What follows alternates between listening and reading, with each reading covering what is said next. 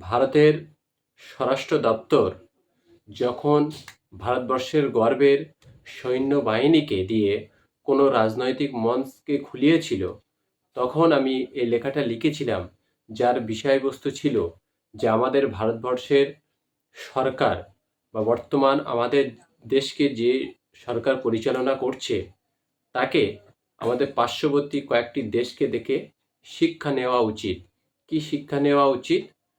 আমি আমার লেখার বিষয়বস্তু এইভাবেই তুলে ধরেছিলাম যে যেখানে বাংলাদেশের সেনাদের খুব সক্রিয় একটি সমর্থন ছাত্র সমাজ বা আন্দোলনকারীদের কাছে ছিল বলেই বাংলাদেশের হাসিনা সরকারকে ক্ষমতা ফেলে দেশ ছেড়ে পালিয়ে যেতে হয়েছিল।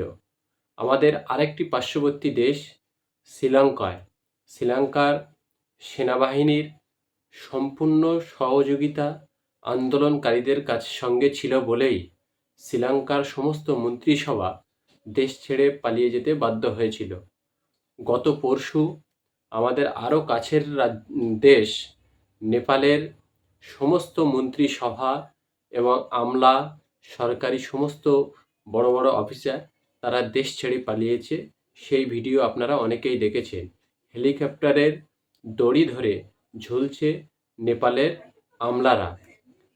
অতএব নেপালের বর্তমান সেনাবাহিনীর সহযোগিতা ছাত্র সমাজের উপরে আছে বলেই নেপালের সরকার তাদের ক্ষমতা ফেলে পালিয়ে যেতে বাধ্য হয়েছে এবং নেপালের প্রধানমন্ত্রীর স্ত্রী বন্ধ ঘরে দগ্ধ অবস্থায় মৃত্যুবরণ করেছে।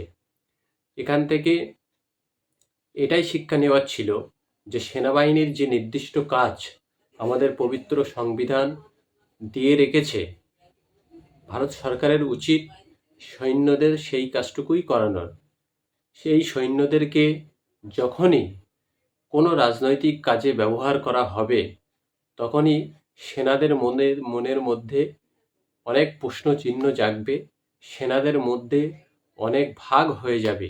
সবাই একটি রাজনৈতিক মতাদর্শের সৈন্যবাহিনী হবে, এমনটা হতে পারে না।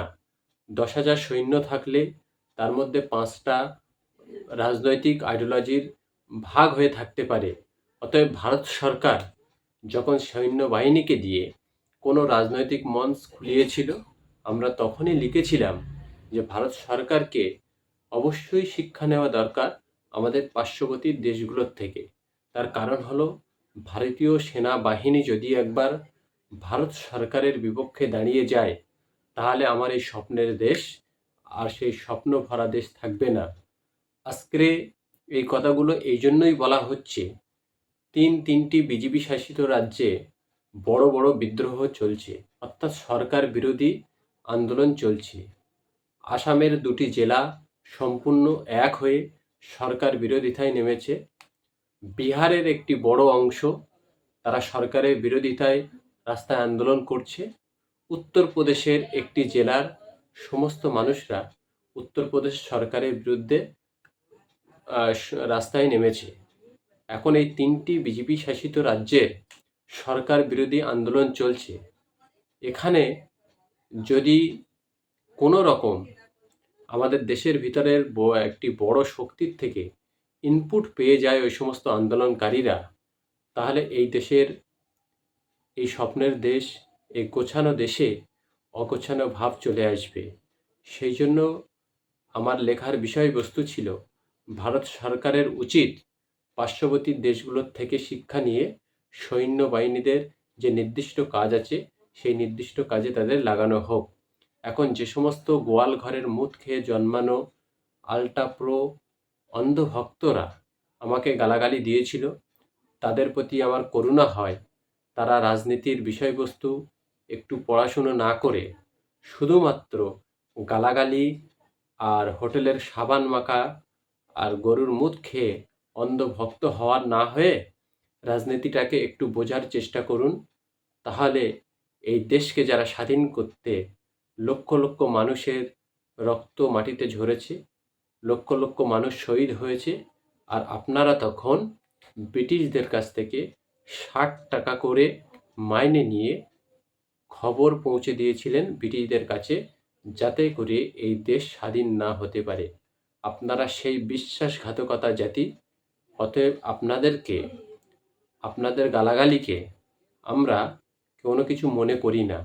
তারপরেও এই দেশ স্বাধীন করতে আমাদের রক্ত ঝরেছে তো, সেই জন্য আমরা বলে থাকি যে পার্শ্ববর্তী দেশগুলো থেকে ভারত সরকারকে শিক্ষা নেওয়া উচিত এবং সৈন্যদের সঠিক কাজে ব্যবহার করা উচিত। কোনো রাজনৈতিক কাজে ব্যবহার করা কখনোই উচিত নয়।